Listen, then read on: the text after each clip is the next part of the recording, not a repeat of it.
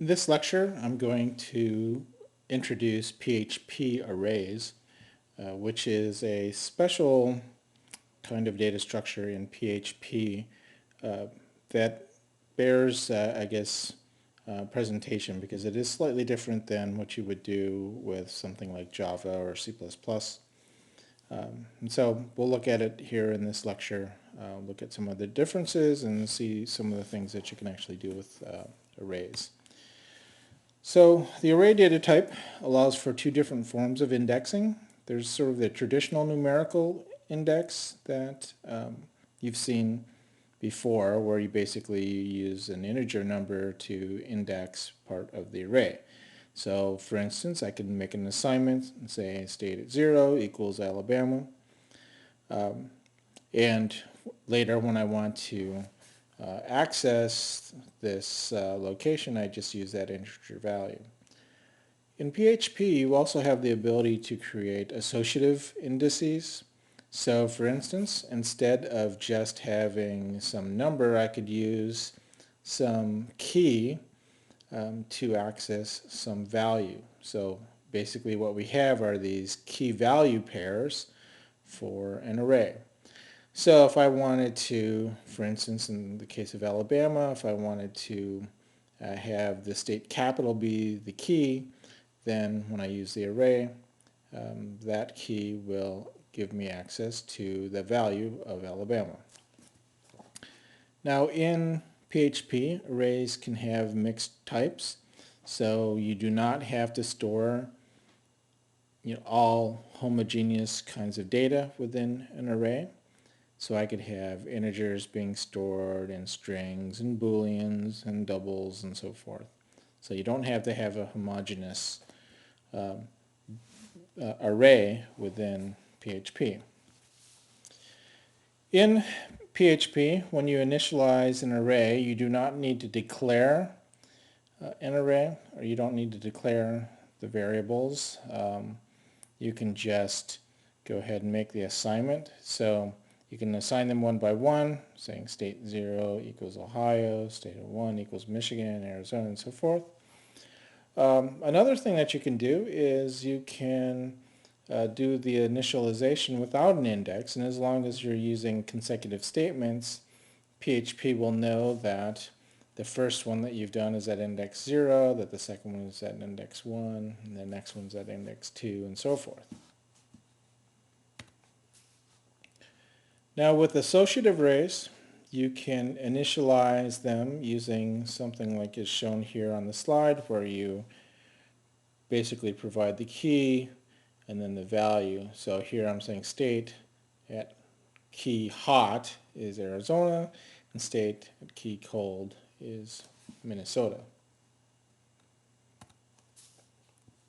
There are other ways to initialize arrays in PHP. You can basically provide a list of elements for the array.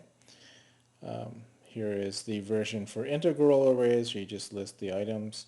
And with associative arrays, you need to provide the key value pairs. So for languages, for instance, I've created this list, and I have these key value pairs of Spain and Spanish, Ireland and Irish, US and English, so that my array is structured such that each one of these elements is indexed by the country and then the language spoken in that country.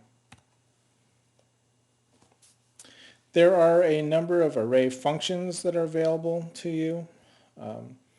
Many of them are basically convenience functions, or functions that allow you to make the array behave like a stack or a queue or whatever. There is a Boolean function called isArray that allows you to check to see whether or not a variable itself is an array. You also have something called an array push that will add an element to the end of the array. You have an array pop that will return the last element in the array, and then modify the array so that that item is no longer in the array. Same thing with shift. Shift will take the first item in the array, return that, so that's what this mixed return is, and then it'll shift the pointer in the array to point to the next item in the array, so that it appears that the item was popped off the front of the array. There are methods, functions that you can use to find elements in an array.